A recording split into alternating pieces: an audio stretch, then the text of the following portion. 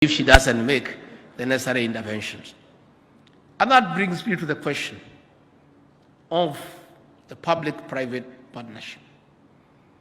President William Ruto, since ascending to the high office 9 months ago, has traveled the width and breadth of the world, seeking partnerships, looking for investors to come and bring money in this country, partner with the government to build dams, water ponds, sink boreholes, and assist us to deal with the effects of climate change. But our detractors, the ones we defeated at the ballot, have connived with the press, especially the nation newspapers, to belittle the efforts of the president, because the nation newspapers and the other press were part and parcel of the Azimio Brigade. And they are still living in denial. They are the heck and beck of the opposition to try to belittle the government and to try to bring the government of William Ruto down by creating a false narrative. Yesterday, they carried a headline that President William Ruto, for the 9 months he has been in office, he has used 3 times what his predecessor, President Uhuru Kenyatta, used during the same period. And that is very true. In fact, 3 times is not enough. That is true. What they did not tell the country, and they can't do so because they are subjective, and they are part of the scheme to belittle President William Ruto and the government. What they should have done is do an analysis of what President Uhuru Kenyatta did in those 9 months.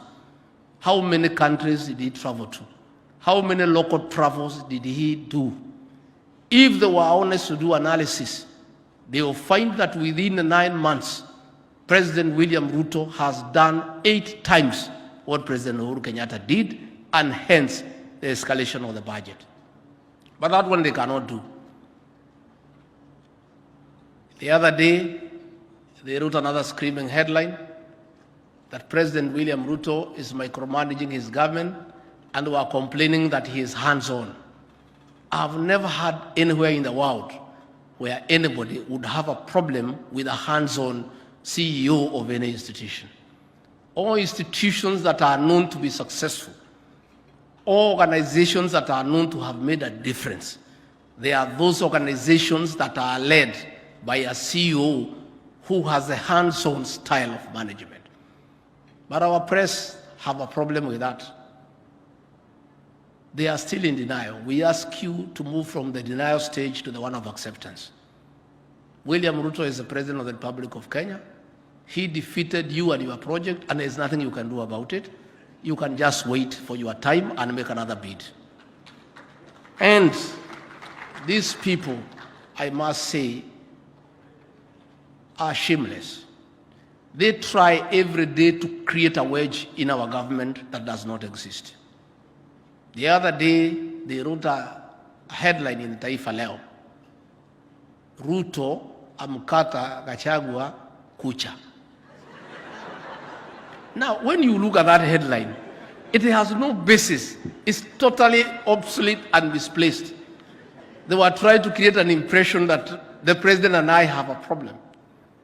I want to tell you, the media, you are going to wait for a long time, and you'll be disappointed. There will be no cracks in this government. This is a very solid government with leaders who have been brought together by a plan. Leaders who have been brought together by some commitment to work for the people of Kenya. The president and I and the rest of us, all our ministers, are all pulling in the same direction. We all see things the same way. So don't try to create problems where there are none. After they failed in that one, they wrote another 1 page. The Prime Cabinet Secretary, Musalia Mudavadi, and the Deputy President are having a tussle. Again, pure nonsense. Something that is baseless. Just trying to poke holes in our administration, because they have found that we have found a formula to turn around the economy of this country. I want to assure you, the nation newspapers, I don't want, whereas I agree with Moses Kuria, that you have become rogue and you are part of the Azimio brigade of trying to bring down the government. I don't agree with what he has suggested, that we stop advertising with you. We shouldn't, because we are democracy and we should be able to allow you to continue doing your job. Ours is to call you out. When you go overboard, we must tell you on the face. That is a strategy. But we also advise you, instead of hiding, why don't you convert yourself into a political party and then join the Azimio coalition? And then you can face us in politics, which is not your line. I want to conclude by saying, no amount of negative publicity, no amount of demonstrations, no amount of wearing sufurias on the head will distract President William Ruto from service delivery. The president has a mandate from the people of Kenya to turn around their lives. The president has a social contract of 5 years to improve the economy of this country, restore the dignity of the Kenyan people, put money into people's pockets, and uplift their standards of living. That is a commitment that he took the Bible at Kasarani on 13th of September and swore before God and before man to do so. You can continue shouting from the rooftop. You can continue writing screaming headlines. You can continue creating false narratives. And I must tell you, because it's important that I do, so that you don't confuse the people of Kenya. When we came into government, there was no sufficient foreign exchange to buy fuel, where we require about $500 million every month. And as a result, the Kenya shilling became very weak, and the dollar was going to 140, 141, 145, headed to 150 shillings per dollar. Had President William Ruto and his government not intervened through a government-to-government arrangement where we get fuel on a 6-month credit period